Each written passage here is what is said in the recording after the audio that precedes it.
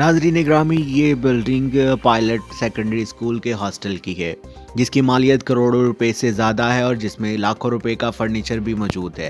Report के मुताबिक ये बिल्डिंग अरसा दराज से खस्ता हाली का शिकार है। अगर हुकूमत नजर करम करे तो इस बिल्डिंग को दोबारा रेनोवेट किया जा सकता है और इस बिल्डिंग में लाखों बच्चे तालीम हासिल कर सकते हैं। फालिया पायलट स्कूल सेकेंडरी हॉस्टल की ये बिल्डिंग अरसा दराज से किसी के इस्तेमाल में नहीं है।